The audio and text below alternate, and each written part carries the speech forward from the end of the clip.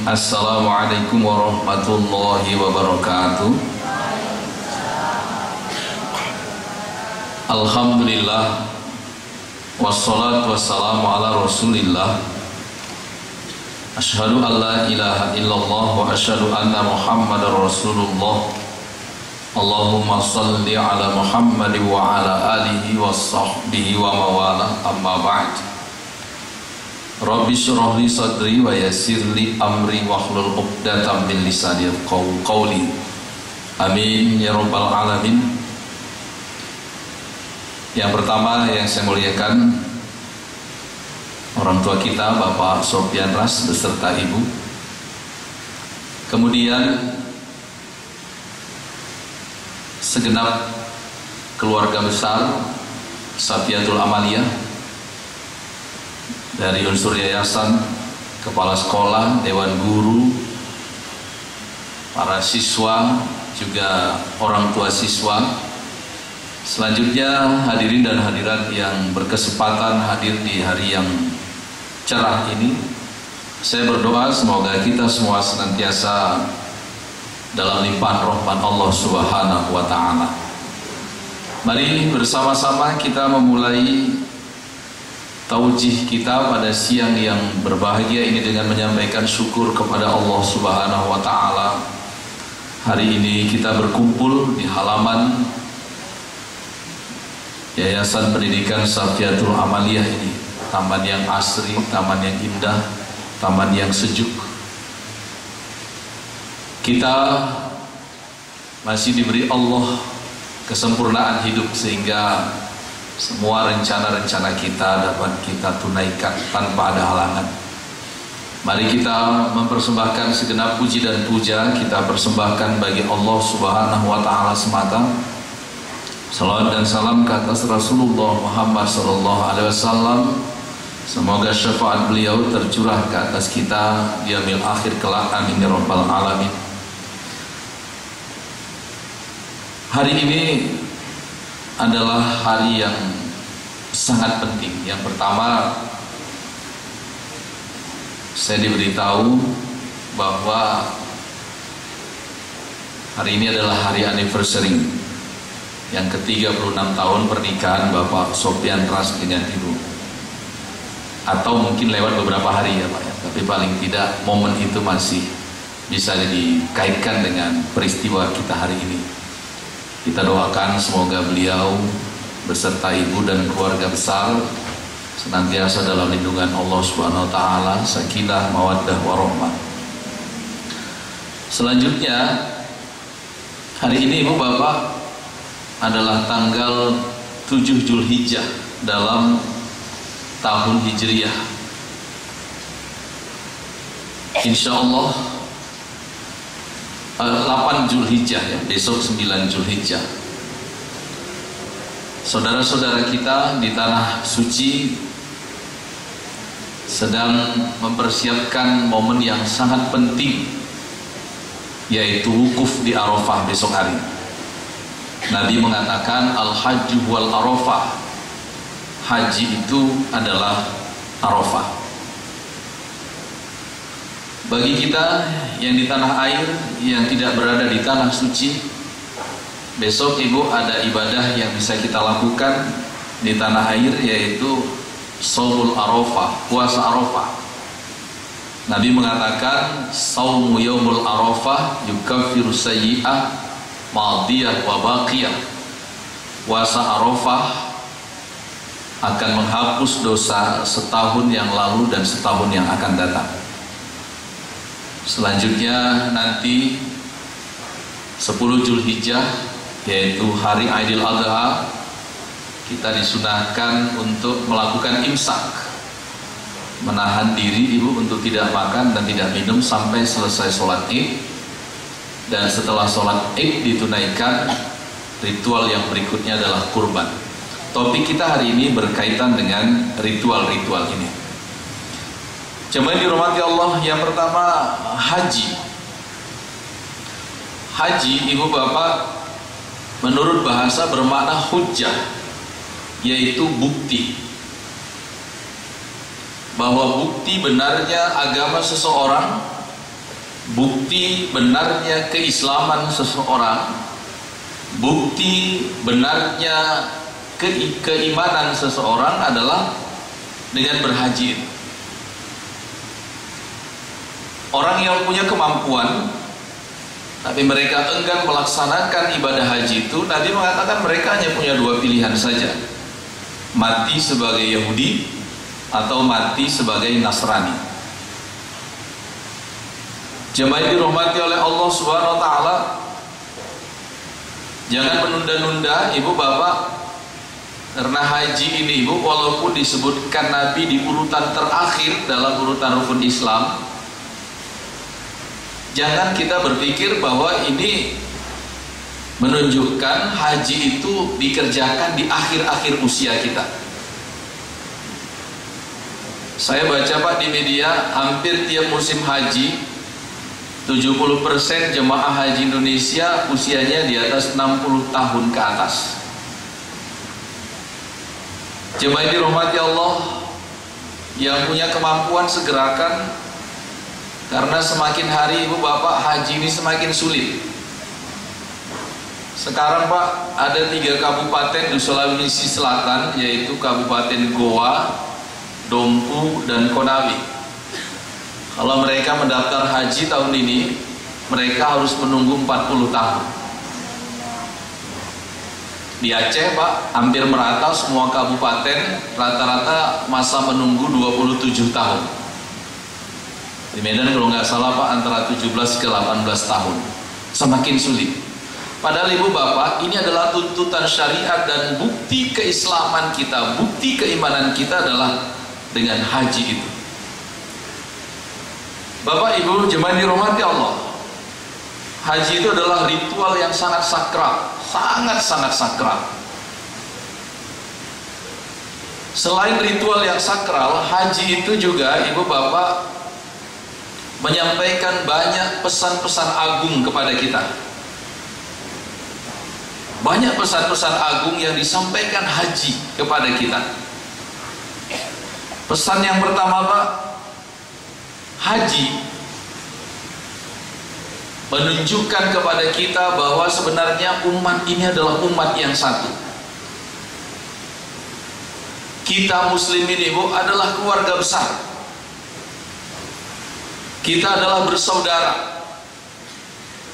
Haji itu Pak dihadiri oleh seluruh manusia dari segala penjuru dunia.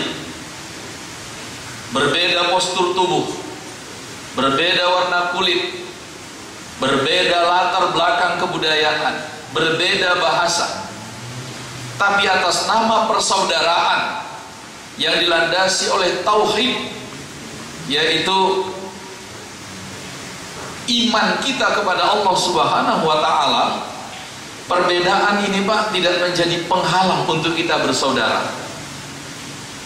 Bahkan kalau kita tidak saling memahami bahasa verbal, ternyata ibu bapak kita masih bisa berdialog dengan bahasa tubuh. Indah sekali. Kita nggak ngerti Pak bahasa orang yang ada di sana itu, bahasa orang Afrika, orang India, ibu, bahasa orang Timur Tengah, tapi itu tidak menghalangi kita untuk bersaudara. Kita masih bisa berbicara dengan bahasa tubuh. Bapak Ibu jemaah yang saya muliakan dan dirahmati oleh Allah Subhanahu wa taala, konsep persaudaraan dalam Islam Pak sangat penting. Ibu, adik-adik, anak-anak sekalian, sangat penting. Karena persaudaraan dalam Islam itu domainnya Pak bukan dalam bab muamalah, bukan dalam bab sosial, tapi ukhuwah persaudaraan dalam Islam itu domainnya ada pada bab akidah. Nabi bersabda dalam sebuah hadis, inna la yu'minu ahadukum hatta yuhibba li akhihi ma yuhibbu li nafsi.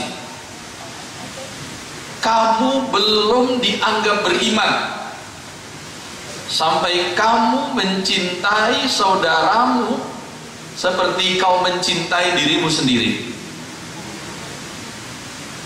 Jemaah dirahmati Allah, Tidak peduli ibu berapa tinggi ilmu ma'rifah kita, tidak peduli berapa dalam ilmu hakikat kita, tidak peduli berapa luas amalan kita, tapi Nabi bilang kalau kita belum mampu mencintai saudara seagama seperti kita mencintai diri kita sendiri, la yu'minu ahadukum, kata Nabi, kau belum beriman, kau belum beriman. Nah, ibu bapak jemaah dirahmati Allah, sayangnya konsep ukhuwah ini Pak seringkali sumir. Konsep ukhuwah ini seringkali tidak teraplikasi, bahkan dalam ibadah haji. Saya dulu punya tetangga Pak, sekitar 12 tahun yang lalu beliau berhaji. Bapak ini sudah wafat. Dia cerita ke saya bahwa menjelang kepulangan dari tanah suci, livernya kambuh, sehingga ibu waktu naik pesawat, di tangga pesawat itu beliau terjatuh. Tapi kata beliau Pak, temannya satu kloter semua melewati dia, semua mengabaikan dia, semua sibuk mau duluan sampai ke dalam pesawat. Sampai akhirnya katanya Pak, pilot warga Australia yang memapah dia naik ke atas. Dan ketika di dalam pesawat, pilotnya marah dengan semua penumpang di dalam pesawat itu. It is not good, yang kayak ini nggak baik.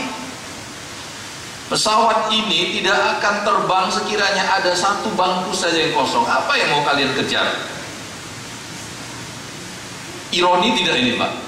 Seorang pilot warga Australia yang musyrik mengajarkan kepada jemaah haji yang baru jumroh, baru tawaf, baru sa'i, baru wukuf tentang kebaikan. Ini sebuah ironi. Ya, Bapak Ibu jemaah yang saya muliakan, anak-anak sekalian, konsep persaudaraan dalam Islam itu sangat-sangat kuat. Sehingga bersaudara itu harus seperti satu tubuh.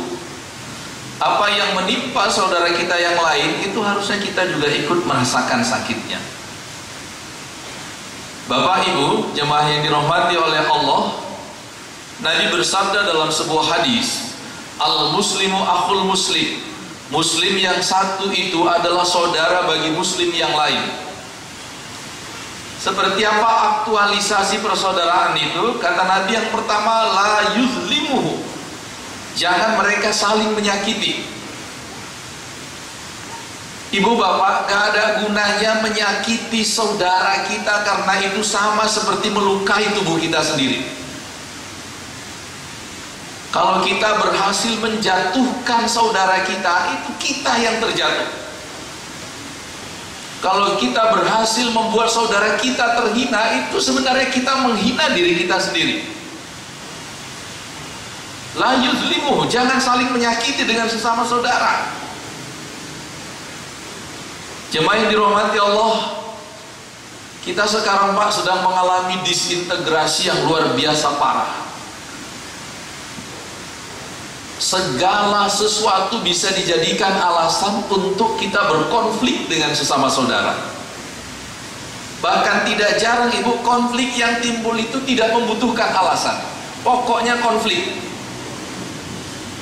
Pokoknya konflik. Sesama partai Islam konflik, sesama ormas Islam konflik, sesama perguruan Islam konflik.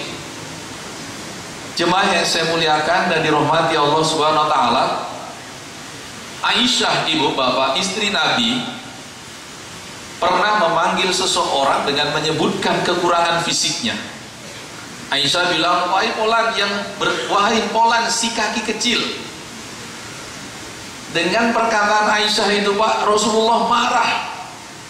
Nabi katakan kepada Aisyah istri beliau, wahai Humairah, perkataanmu itu sangat buruk. Sekiranya perkataanmu itu dilemparkan ke lautan, rusak semua air di lautan. Ibu bayangkan berapa banyak racun yang kita perlukan ibu untuk merusak semua air di lautan. Mungkin semua racun di dunia ini Pak kita tuangkan ke lautan, belum mampu merusak semua air lautan. Tapi kata Nabi, 2 atau 3 patah kata yang keluar dari mulut kita yang dapat menyakiti perasaan saudara kita, itu sudah cukup untuk merusak semua air di lautan. Jadi adik-adik, jangan menyakiti, baik dengan ucapan, dengan perbuatan, dengan tingkah laku. Jangan saling menyakiti. Kita ini saudara, ya. Dan menjaga ukhuwah itu Pak prioritas. Kalau ada konflik, cari solusi, tapi jangan merusak ukhuwah. Ada kisah Pak, seorang petani Ibu yang mempunyai banyak kambing bertetangga Pak dengan seseorang yang memiliki seekor anjing. Anjingnya ini Bu terus menerus mengganggu kambing-kambingnya, sampai akhirnya si petani pemilik kambing ini Pak hilang kesabaran. Dia pergi kepada hakim, dia adukan tetangganya yang memelihara anjing itu. Hakim, tolong beri hukuman kepada tetanggaku itu, karena dia merusak ketentraman keluarga kami, mengganggu hewan-hewan peliharaan kami. Waktu itu ibu bapak, hakimnya bilang, wahai si fulan, kalau engkau mau, aku bisa menjatuhkan hukuman kepada tetanggamu ini. Tapi kalau aku jatuhkan hukuman kepada dia, kau akan kehilangan seorang saudara. Kalau dijatuhkan hukuman Pak, pasti mereka saling merasa tidak nyaman. Yang satu membenci yang lain. Lantas orang ini nanya sama hakim, apa yang seharusnya saya lakukan Pak Hakim? Hakimnya mengatakan, ibu bapak, lebih baik engkau beri anak-anak tetanggamu itu hadiah beberapa ekor anak kambing. Rupanya yang piara anjing ini Bu punya anak-anak. Maka atas saran hakim itu, si pemilik kambing memilih kambing-kambing yang kecil Pak, memberikan hadiah kepada anak-anak si pemelihara anjing ini. Tiap anak dapat 1 ekor. Ternyata ibu, anak-anak itu begitu gembira diberi seekor anak kambing.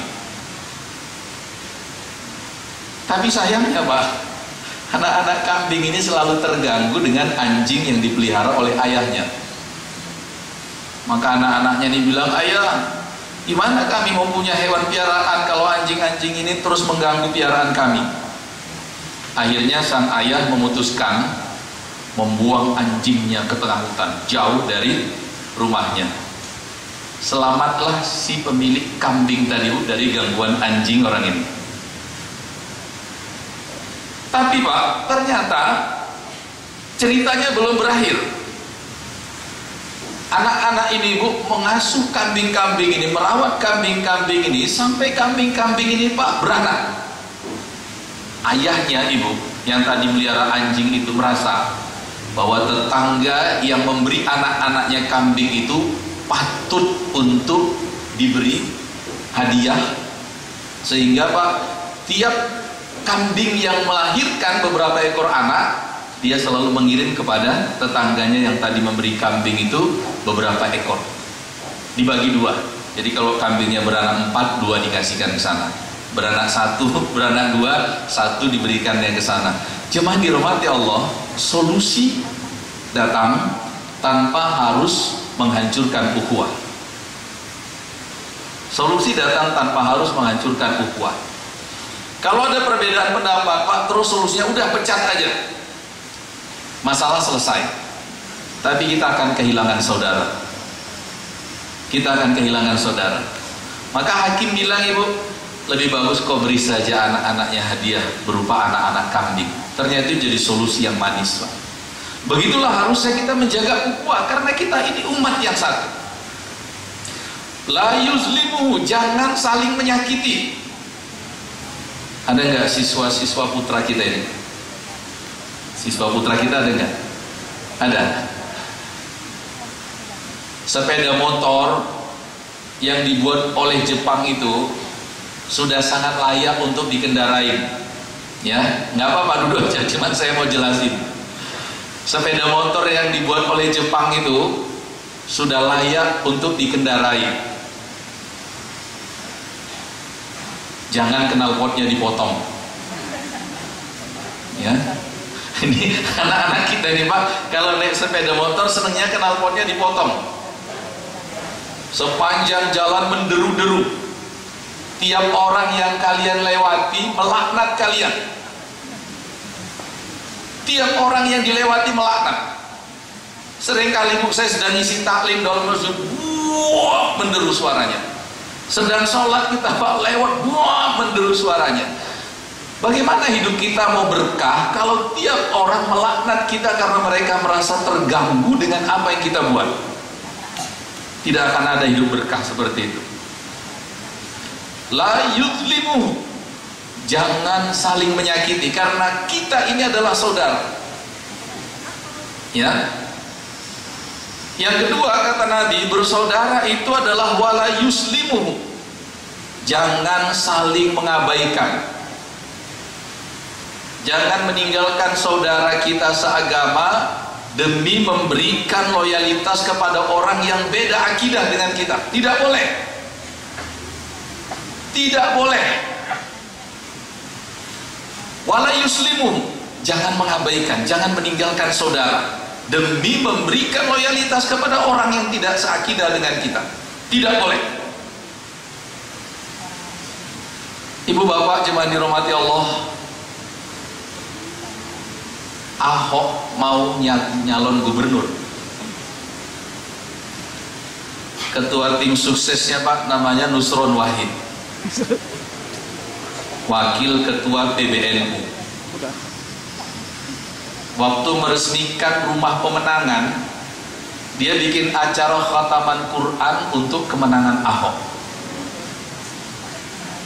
Apa ini? Apa ini coba? Jemaah yang dirahmati Allah, dalam surah Ali Imran ayat 38 Allah berfirman, a'udzubillahi minasyaitonirrajim, la yattakhidul mu'minuna al-kafirina awliya'a min dunil mu'minin wa man yaf'al dzalika falaysa minallahi fi syai'in illa an tattaqu minhum tuqah wa yuhadzirukumullahu nafsah wallahu raufum bil ibad. Jangan orang-orang beriman mengambil orang-orang kafir menjadi pemimpin dengan meninggalkan orang yang seagama dengan dia. Siapa-siapa yang melakukan itu, Allah bilang falaisa minallahi fi syai', tidak ada lagi hubungan antara aku dengan dia. Siapa yang melakukan itu Pak, kata Allah, tidak ada lagi hubungan antara aku dengan dia. Jadi kalau kita sujud tengah malam sampai netes-netes air mata, Allah bilang, lu siapa? Kata Allah begitu. Lu, gue, kita nggak punya hubungan lagi. Kita nggak punya hubungan lagi. Jemaah yang saya muliakan, ini nggak rasis Pak, ini syariat. Ini sama seperti ucapan si Ruhut, si Tompul. Gue dukung Ahok karena dia agamanya sama gue. Kalau si Ruhut berani kayak gitu Pak, kenapa nggak dibilang rasis? Kenapa kita yang bicara bahwa Muslim harus memilih Muslim itu dituduh rasis? Jangan coba-coba, karena Allah bilang siapa yang melakukan itu maka nggak ada lagi hubungan aku dengan dia. Hubungan kita putus, lu, gue, ya. Jemaah yang saya muliakan dan dirahmati oleh Allah Subhanahu wa taala, jangankan menjadikan orang-orang yang di luar kita menjadi pemimpin, Ibu Bapak. Nabi bahkan dalam satu hadis mengatakan, la tastadiu binari syirk, jangan kamu meminta cahaya apinya orang-orang musyrik. Kata Nabi Pak, la tastadiu binari syirk, jangan kamu meminta cahaya apinya orang-orang musyrik. Maksudnya apa Ibu? Hasan Basri, seorang tabi'in, menjelaskan hadis ini bahwa yang dimaksud Nabi la tastadiu binari syirk, jangan kamu meminta cahaya api orang-orang musyrik, artinya adalah jangan meminta pendapat orang-orang musyrik. Dalam urusan kita, ibu bapak, Nabi melarang kita meminta pendapat orang-orang musyrik. Kenapa Nabi melarang, ibu bapak? Karena saran dan usulan yang keluar dari mulut mereka itu pasti bersumber dari hati mereka. Adapun hati mereka, Allah telah jamin, la khabala lahum, mereka tidak akan pernah menyukai engkau mendapatkan kebaikan. Jadi jangan meminta pendapat mereka.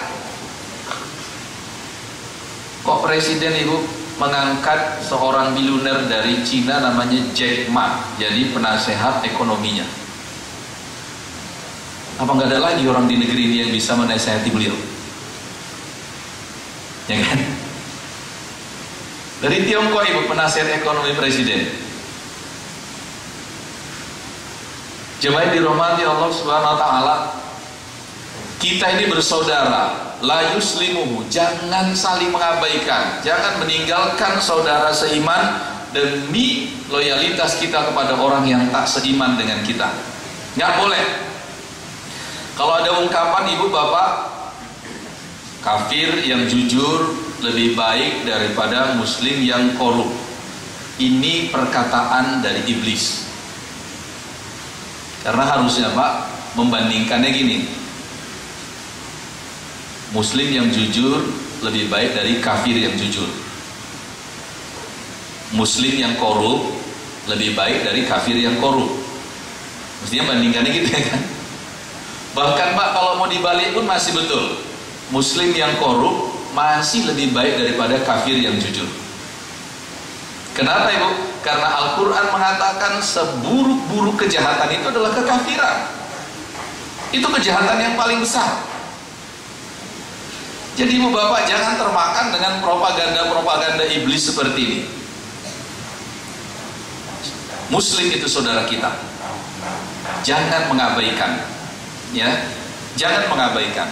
La yuslimu, jangan mengabaikan itu ibu bapak juga bermakna jangan membiarkan saudara kita menghadapi masalah mereka sendiri. Anak-anak ini pak, anak-anak kita juga, ya. Nabi bilang kalau Allah tambah rezekimu, tambah tanggunganmu. Makanya banyak ustaz tambah rezeki, tambah bini ibu. Karena Nabi itu kalau Allah tambah rezeki, tambah tanggunganmu. Bukan itu maksudnya ibu. Kenapa gak kita ambil anak-anak ini satu orang ibu, kau nak sampai jadi dokter, tanggung jawab ibu. Ya kan? Jangan biarkan mereka sendirian hidup di zaman serba sulit ini tanpa ayah, tanpa ibu. Cemana pak? Cemana itu? Maka kata Nabi la yuslimu, jangan saling membiarkan. Yang berbahaya pak kalau kita tidak ambil mereka, orang lain nanti yang datang sama mereka. Iya. Coba ambil salah satunya. Nah, kau nanti sampai jadi insinyur, tanggung jawab ibu. Kau nanti sampai jadi guru, tanggung jawab ibu. Kau nanti sampai kuliah ke Timur Tengah, pulang jadi ulama, tanggung jawab ibu. Jangan biarkan mereka sendirian. Ya. Jemaah yang saya muliakan dan dirahmati Allah, jangan juga membiarkan pak saudara-saudara kita tertimpa bencana sendirian tanpa kita membantu dan memikirkannya. Insya Allah ibu hari Senin kita akan memotong kurban. Tapi di banyak tempat pak, saudara-saudara kita dikorbankan demi keganasan orang-orang musyrik. Di tempat lain ibu, saudara-saudara kita dikorbankan demi keganasan kaum musyrik. Sekarang ini adik-adik kalau kalian buka di YouTube, kalian buka di Google, ada Palestina pak yang setiap hari hujan bom. Saya tengok ibu, subhanallah, mereka sholat berjamaah subuh ibu, kiri kanannya ledakan bom, tapi mereka tetap berjamaah subuh. Coba kalian baca ucapan anak-anak Suriah yang sekarat di rumah sakit. Ketika diliput mereka katakan, kalian gak perlu liput kami gak perlu kalian. Saya akan adukan ini sama Allah nanti. Itu Pak, anak-anak Suriah bilang begitu. Nggak usah kalian beritakan nasib kami gak perlu kalian, kata anak-anak Suriah yang sekarang itu. Karena nanti aku akan adukan kepada Allah persoalan ini. Kalian biarkan kami sendirian menghadapi kezoliman musyrik-musyrik ini. Kita bahkan doa saja tidak, padahal kita ini saudara. Ada anak-anak Suriah Pak, yang kakinya hancur kena bom Rusia, dikerjain itu Pak, diamputasi tanpa bius. Ibu, apakah dia mengeluh? Enggak, dia membaca surah-surah dalam Al-Quran. Enggak berhenti mulutnya Pak, itu bisa dilihat di YouTube. Kakinya kena bom Rusia Ibu, diamputasi tanpa bius, tapi dia enggak mengeluh. Dia malah membaca ayat-ayat Quran. Itu mereka Pak. Lantas kita, apa yang kita lakukan untuk mereka kalau kita bersaudara? Jemaah yang dirahmati oleh Allah, saya Pak umroh haji 5 tahun, pergi umroh ke Tanah Suci 5 tahun yang lalu di akhir Ramadan. Jemaahnya ada 7 juta orang. Para pemimpin negara-negara muslim Pak diundang tuh di akhir Ramadan. Waktu itu kasus yang sangat-sangat menyita perhatian muslim Pak adalah Rohingya di Myanmar. Mereka mengalami genosida, dibunuh di mana-mana. 7 juta orang itu, ibu bapak, berdoa dipimpin Syekh Abdul Rahman As-Sudais. Dalam kunutnya Abdul Rahman Sudais mengatakan, Allah mansur ikhwanina fi Burma. Ya Allah, tolong saudara kami di Myanmar. Semua kita menangis Pak, 7 juta orang. Tapi apa iya Pak, 7 juta orang berkumpul seluruh dunia, yang bisa kita lakukan hanya menangis. Harusnya bukan hanya menangis, karena muslim dari seluruh dunia sedang berkumpul di situ. Kenapa kita memikirkan bagaimana melindungi saudara kita ini, bagaimana menghadapi kaum kufar ini? Tapi sayangnya Pak, kita cuma menangis dan menangis terus. Habis itu tidak melakukan apa-apa. Padahal Allah bilang la yuslimuhu, jangan saling membiarkan. Ibu bapak, ada sebuah perumpamaan yang sangat mengerikan tentang sikap saling membiarkan ini yang ditulis dalam sebuah buku Syekh Asy-Sya'rawi. Beliau katakan gini Pak, sikap kita yang saling membiarkan ini seperti 4 ekor sapi yang sedang merumput di sebuah padang. Kemudian seekor harimau lapar datang ke tempat itu, menerkam sapi yang pertama. Digigit Pak, dicabik-cabik, dikeluarkan isi perutnya di depan sapi yang 3. Tapi sapi yang 3 ini Pak tidak terganggu sedikit pun. Mereka tetap asik merumput karena mereka berkata dalam hati, orang bukan saya aja kok. Ini Bu, ya kan adik-adik? Nah nanti Pak, harimau ini pergi, dan ketika lapar datang lagi, dia terkam sapi yang kedua di depan 2 sapi yang tersisa. Tapi 2 sapi yang tersisa ini Pak masih nggak terganggu. Dia bilang pokoknya bukan saya, gitu kan? Ibu harimau ini lapar, datang lagi menerkam sapi yang ketiga di depan 1 sapi yang tersisa. Tapi sapi yang saat ini Pak tetap asik merumput. Masih juga dia berpikir asal bukan saya. Sampai akhirnya Pak harimau ini datang lagi kali keempat, menerkam sapi terakhir. Barulah sapi terakhir ini menyesal, dan dalam hatinya dia mengatakan, seandainya kami melawan waktu kami masih banyak dulu. Tapi udah terlambat. Kita biarkanlah Ibu, saudara kita satu persatu dihabisi kaum musyrik ini. Palestina, Irak, Suriah, Afghanistan, Myanmar, kita biarkan ini. Nanti sampai juga akhirnya giliran itu ke kita Pak.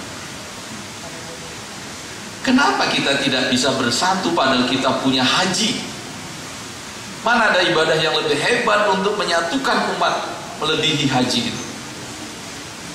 Ritual ini sangat sakral, tapi harusnya pesan-pesan moral ini juga harus kita pahami. Ya Ibu?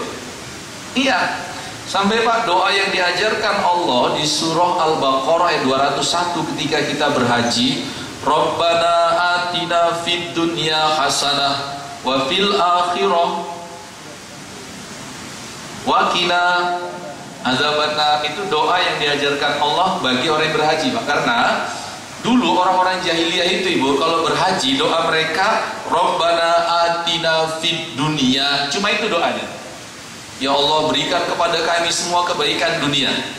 Maka ketika Islam turun dan syariat mewajibkan kita haji, Allah sempurnakan doa itu. Wa fil akhirati hasanah wa qina adzabannar. Ya Allah, berikan kepada kami kebaikan dunia, berikan kepada kami kebaikan akhirat, dan lindungi kami dari api neraka. Tapi yang menjadi stressing point di sini Pak, doa itu kita lantunkan dengan kata ganti nahnu, yaitu kami. Sampai Ibu, ketika kita pulang ke tanah air, kita berdoa sendiri, tetap kita tidak memakai domir ana, saya. Pernah Ibu berdoa, Robbi atini fid dunya hasanah wa fil akhirati hasanah wa qini azabannar. Pernah Ibu berdoa seperti itu? Enggak pernah. Domirnya, kata gantinya tetap nahnu, kami. Ya Allah, kalau Engkau beri kebaikan dunia ini, jangan kepadaku sendiri, tapi kepada semua saudaraku juga. Kalau Engkau berikan kepadaku kebaikan akhirat, jangan aku sendiri, tapi semua saudaraku. Kalau Kau lindungi aku dari azab neraka, jangan aku sendiri ya Allah, tapi kami semua. Subhanallah. Ibu bapak, mari kita saling mencintai. Kita ini saudara.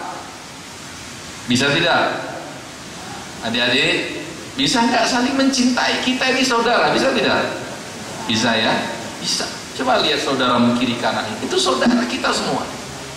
Ya, saudara kita semua. Nah ini Pak, pesan haji yang pertama. Ya, masih ada waktu? Masih ya. Nanti kita ke kurban sedikit. Pesan haji yang kedua Ibu bapak, ini juga luar biasa. Jemaah yang dirahmati Allah, haji itu Pak adalah satu-satunya ibadah yang gak bisa kita kerjakan di dalam rumah kita. Dari rukun Islam yang 5 Ibu, syahadah bisa nggak Bu dalam rumah? Sholat bisa nggak dalam rumah? Puasa bisa nggak dalam rumah? Zakat bisa nggak dalam rumah? Haji bisa nggak? Nggak bisa. Nggak bisa ya. Haji itu memaksa kita untuk khuruj, keluar, meninggalkan rumah, meninggalkan kampung, meninggalkan tanah air. Dan di surah Al-Baqarah 197 Pak, tentang jemaah haji ini Allah katakan, wa tazawwadu fa inna khairaz zadit taqwa. Berbekallah kamu, kata Allah. Rupanya Pak, ada asbabun nuzul, ada sebab turunnya ayat ini, bahwa pernah di satu musim haji Bu, ada sekelompok kafilah masuk ke tanah suci untuk berhaji. Waktu orang-orang bertanya, mana bekal kalian? Mereka katakan, kami tamu Allah, mana mungkin Allah nggak kasih kami makan. Maka jawaban mereka itu Pak ditegur keras oleh Allah, wa tazawwadu, berbekal kau, bahwa Allah akan memberi makan tamu-tamunya, itu domainnya Allah. Tapi jangan sampai tawakal itu membuat kita a priori. Jangan sampai tawakal itu membuat kita pasif dan kontraproduktif. Karena di dunia ini, kesuksesan itu bukan untuk orang yang paling kuat imannya. Tapi di dunia ini, kesuksesan itu hanya untuk orang yang paling siap untuk menjadi orang sukses. Betul tidak? Iya. Ibu, ada Manchester United. Dari mana itu? Manchester dari mana? Inggris ya Pak? Ini umumnya orang tak beragama ini Pak. Coba ditanding Ibu main bola kaki sama orang yang baru pulang haji. Kira-kira yang menang siapa Pak? Orang yang baru pulang haji Bu, di tempat-tempat mustajab mereka berdoa, menangkan kami ya Allah melawan Manchester United. Mereka berdoa. Tahajudnya Pak luar biasa di dalam Masjidil Haram. Besok menangkan kami ya Allah. Kira-kira kalau tanding besoknya Ibu, mana yang menang Pak? Ya kalau Allah menghendaki menanglah jemaah haji itu. Iyalah kalau Allah menghendaki. Tapi Allah nggak begitu cara kerjanya Pak. Cara kerja Allah nggak begitu. Adik-adik, jangan tawakal membuat kita a priori. Kalau saya sudah tenang, saya sudah tahajud, pasti besok saya lulus. Nggak hafal, nggak perlu. Nggak baca, nggak perlu. Nggak belajar, nggak perlu. Tidak begitu cara kerja Allah. Ya, Ibu bapak jemaah dirahmati Allah. Sekarang Pak, musuh-musuh kita menyerang dengan segala macam strategi. Tapi kita hadapinya dengan senjata yang sama, tetap dengan senjata yang sama, yaitu zikir, zikir, zikir, zikir. Mana mungkin kita bisa unggul? Ibu, Forbes melaporkan ekonomi Indonesia tahun 2015. PDB kita Pak, pendapatan kotor bangsa kita ini 2015 10.000 triliun. Ternyata Ibu lapar di tangan para kapitalis mata sipit yang jumlahnya cuma berapa orang aja. Kita Pak yang hampir 300 juta orang cuma dapat 2.000 triliun. Berarti itu di APBN tuh Pak. Nah untuk tahun ini Pak APBN-nya dipangkas lagi. Apa bisa ini kita lawan hanya dengan zikir? Apa strategi untuk ekonomi? Si Ahok Ibu hampir tak terbendung untuk menjadi gubernur. Tapi strategi kita malah demo. Demo itu Pak, kalau 5.000 orang udah nampak banyak kali, itu ngambang semuanya. Di pemilihan nanti Pak bisa 0 itu. Strateginya dibangun. Ibu bapak, ada mereka yang pingin kali jadi presiden Pak, ya kan? Yang lagunya Ibu sampai anak-anak balita hafal. Iya. Saya larang anak saya nyanyi Pak. Nggak boleh nak, itu nggak boleh. Kenapa rupanya? Nggak boleh saya bilang gitu. Walaupun dia belum ikut milih Ibu. Tapi begitulah Pak strateginya. Dia mengunjungi pesantren-pesantren, diliput, ditampilkan di TV. Gayanya Pak lebih alim dari gaya saya lagi. Strategi kita apa? Mana strategi kita? Masya Allah Ibu bapak, ini luar biasa ini. Maka ketika ada orang berhaji gak berbekal karena dia bilang kami ini tamu Allah, masa Allah gak beri kami makan? Allah tegur keras jawaban itu. Wa tazawwadu, berbekal kau, kata Allah. Nah ini alhamdulillah Pak Sofyan Ras mengumpulkan kita di sini. Mudah-mudahan nanti ke depan nggak habis ceramah pulang, tapi kita bisa diskusikan untuk Medan kita mau buat apa? Untuk Medan kita mau buat apa ini?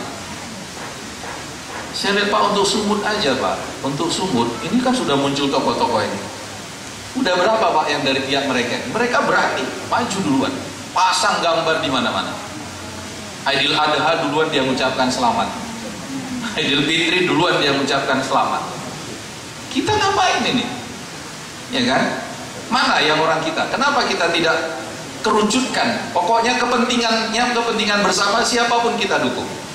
Ke depan harus seperti itu. Ya.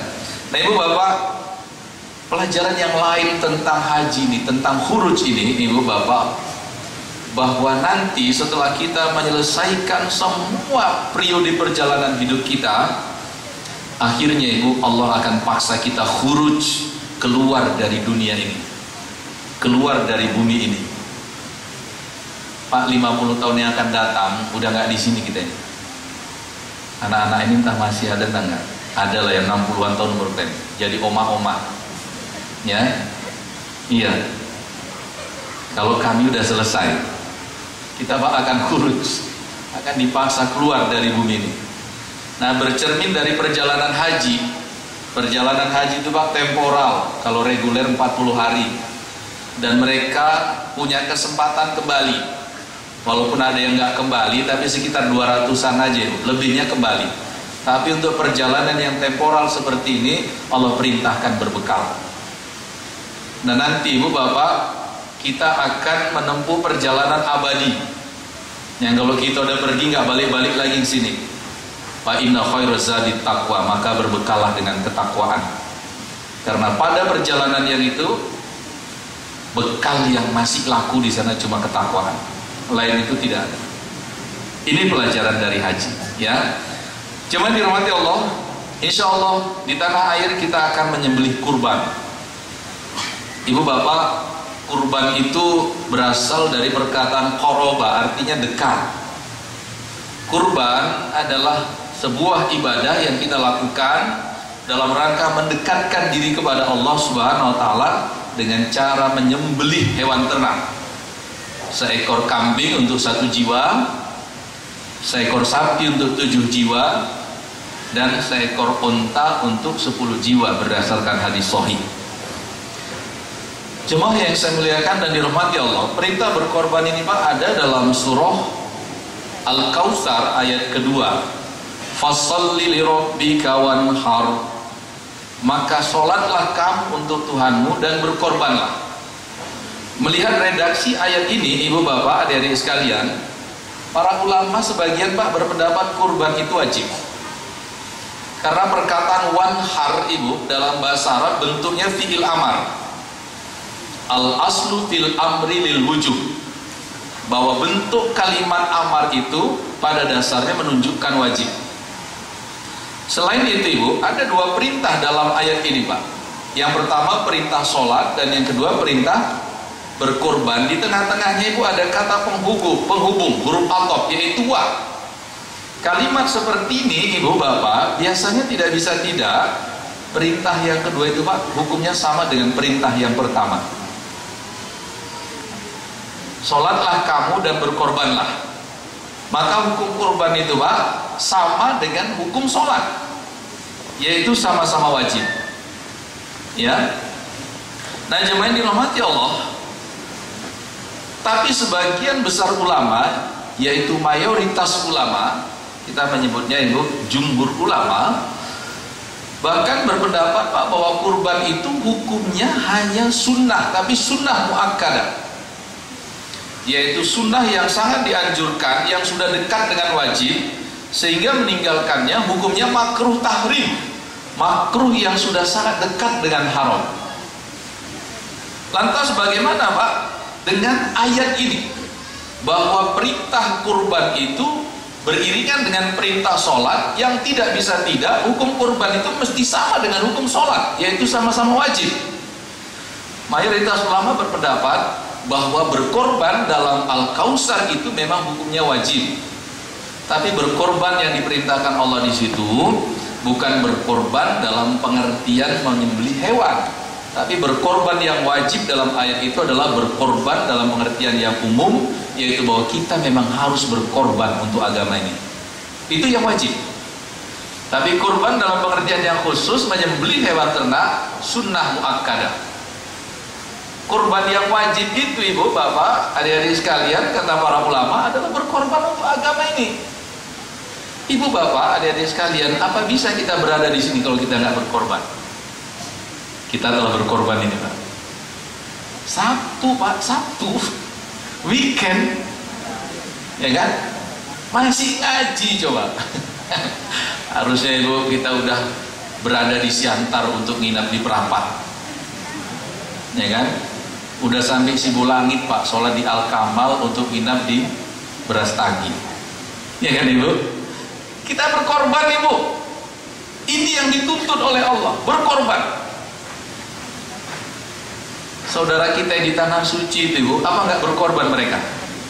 Banyak hal yang mereka korbankan Pak. 40 hari 40 malam terpisah dari keluarga, meninggalkan pekerjaan, menghabiskan harta yang banyak, berkorban. Bahkan agama ini sampai ke sini Pak karena pengorbanan umat terdahulu.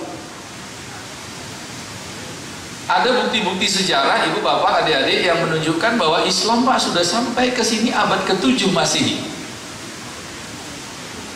Paling tidak ibu bapak, kalaupun Rasulullah sudah wafat, abad ke-7 Masehi itu Pak, para sahabat masih hidup di Madinah sana. Tapi agama ini udah sampai ke sini. Karena memang ibu bapak, adik-adik, para sahabat Nabi itu adalah orang yang dikenal sangat-sangat sempurna pengorbanan mereka untuk agama ini. Sampai ada sahabat yang berkubur di Cina itu, namanya Sa'ad bin Abi Waqqas. Cemana dia ke Cina pada masa itu, ya kan? Ada yang berkubur di Bukhara. Bukhara itu daerah Rusia sana, Imperium Rusia. Jemaah yang dirahmati Allah, mereka berkorban untuk agama ini sampai ke sini. Karena ibu bapak, adik-adik sekalian, ada ungkapan begini: pohon yang tumbuh tanpa ditanam tidak mungkin dapat berbuah dengan sempurna. Betul nggak ya? Kalau ada pohon tumbuh tanpa ditanam, nggak mungkin dia bisa berbuah dengan sempurna. Harus ada orang yang mau berkorban, membersihkan semak, menyirami air, menaburkan pupuk, menjaganya dari gangguan hama. Kalau pohon ini dibiarkan tumbuh sendiri, Bu, nggak mungkin dia berbuah dengan sempurna. Harus ada yang mau berkorban. Seperti itulah agama ini. Harus ada yang mau berkorban untuk agama ini. Jangan mengorbankan agama untuk kepentingan pribadi. Saya nggak tahu lah ibu bapak, cemanalah dalilnya kok ada pesantren yang menerima orang yang beda akidah dengan kita dengan salawatan. Semua nyium tangan dia, nyium tangan. Dan padahal kita tahu Pak, dia sedang punya ambisi.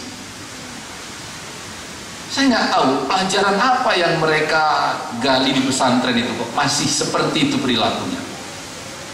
Tapi kan patut kita duga ada hadiah besar di balik itu. Kan patut kita duga. Masya Allah, kita menjual agama untuk kepentingan dunia. Ya. Jemaah yang saya muliakan dan dirahmati oleh Allah Subhanahu wa taala, adik-adik, kalian harus menjadi penjaga agama ini. Sebab kalau nggak dijaga agama ini, dia bisa lenyap. Ada ucapan Kiai Haji Ahmad Dahlan Pak ketika beliau masih hidup. Kata beliau bahwa Allah menjamin Islam tetap ada di dunia sampai hari kiamat. Tapi Allah tidak pernah menjamin bahwa Islam akan tetap ada di Indonesia sampai hari kiamat. Siapa yang menjamin ibu bahwa Islam akan tetap ada di Indonesia sampai hari kiamat? Bapak Ibu jemaah yang dirahmati Allah, kalau saya sebutkan satu nama negara, adik-adik, ibu, bapak, kira-kira apa yang terlintas dalam benak kita? Saya sebutkan nama negaranya, Spanyol. Kira-kira apa yang terlintas di benak kita? Bola. Real Madrid. Yang lain apa Pak? Matador, ya kan? Yang lain apa? Tari salsa. Yang lain apa? Bahasa Portugis, ya kan? Tapi sedikit sekali Pak kita yang masih mengenang bahwa Spanyol itu dulunya adalah negara Islam seperti Indonesia ini.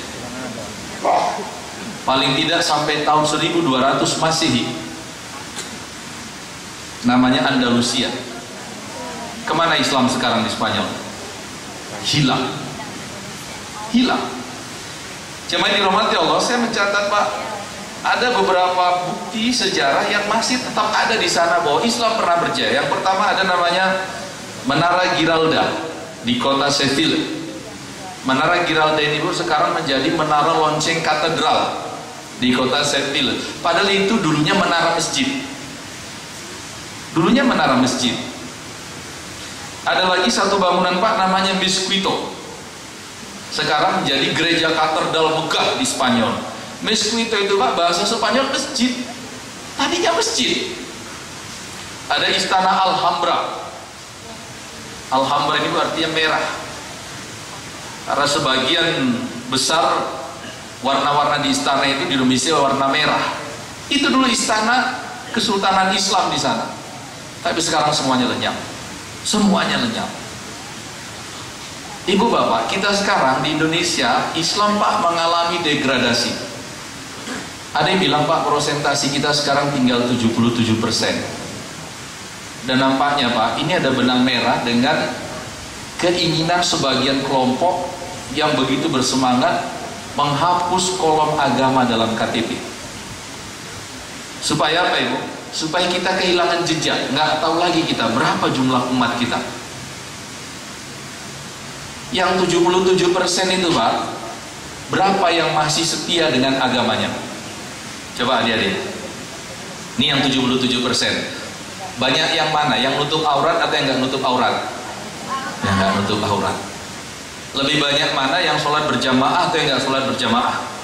Yang nggak berjamaah. Lebih banyak mana yang baca Quran atau yang nggak baca Quran? Yang nggak baca Quran. Jadi tinggal berapa kita sekarang sebetulnya? Tinggal berapa kita sekarang? 77% itu Ibu Bapak, Julia Perez termasuk di situ. Inul juga masuk di situ. Dewi Persik juga masuk di situ. Yang 77% tadi. Bahkan Pak si Ade Armando, si tokoh jil itu juga masuk di situ. Yang kemarin acara ILC, Indonesian Lawyer Club, dia mengatakan LGBT itu nggak ada dilarang dalam Al-Quran. LGBT itu Pak lesbian, gay, biseks, dan transseksual. Kata si Ade Armando, nggak ada tuh dilarang dalam Al-Quran. Adalah Ade Armando ini Bu masuk yang 77% itu juga. Tinggal berapa persen Pak kita ini sekarang? Yang dimaksud Allah wanhar, maka berkorbanlah kalian. Berkorban untuk menjaga agama ini. Kalau nggak mau berkorban kalian, ini akan lenyap. Ini yang saya maksud bahwa kurban itu Pak harusnya menjadi unsur yang paling penting membentuk karakter kita untuk mencapai kebangkitan Islam. Karena kalau tanpa berkorban nggak akan bangkit Islam ini. Tapi korban dalam pengertian yang umum. Nah berkorban itu Ibu secara simbolik kita aktualisasikan dengan menyembelih hewan itu secara simbolik. Jadi kurban dengan menyembelih hewan itu Pak itu simboliknya saja. Tapi kurban yang lebih penting adalah berkorban dalam pengertian yang umum. Kita harus berkorban untuk agama ini. Militer, sipil, ilmuwan, ulama, mahasiswa, pelajar, Pak, kita harus bersatu ini. Sebab Kiai Haji Ahmad Dahlan mengatakan Allah jamin Islam ada di dunia sampai hari kiamat. Tapi tidak ada jaminan Islam akan tetap ada di Indonesia sampai hari kiamat. Kalau dalam waktu 70 tahun merdeka Pak kita kehilangan 18%, apa enggak 100 tahun ke depan Ibu kita udah jadi minoritas di sini? Ya kan? Iya. Yang khawatir kita lagi Pak imigran Cina ini yang jutaan orang nanti pakai KTP abal-abal udah jadi warga negara lagi. Habislah kita itu. Ya. Nah Ibu Bapak, alhamdulillah Allah memberikan kepada kita hari hebat seperti hari-hari sekarang ini, bahwa Zulhijjah telah datang, haji hampir mencapai puncak, hari raya juga akan segera kita rayakan, dan menyembelih kurban pun akan segera kita lakukan. Ini adalah ritual-ritual sakral. Kita ambil momen untuk mendapatkan pahala sebanyak-banyaknya di situ. Tapi mudah-mudahan Ibu Bapak, pesan-pesan penting yang ada dalam ritual-ritual ini jangan sampai kita abaikan. Mudah-mudahan tausiah singkat ini ada manfaatnya buat kita bersama. Mari sama-sama kita berserah diri kepada Allah Subhanahu wa taala. Luar biasa pertemuan seperti ini bisa kita buat. Semoga Allah memberkahi Pak Sofyan Ras dan keluarga untuk tetap bisa menggelar acara ini di hari-hari ke depan. Dan mungkin Pak, kalau Allah menghendaki dari hal yang seperti ini akan muncul hal-hal besar di kota kita ini dari tempat ini, insya Allah. Ya, kita tutup doa langsung, baik, kita tutup dengan doa. Alhamdulillahirabbil alamin wassalatu wassalamu ala asyrofil anbiya'i wal mursalin.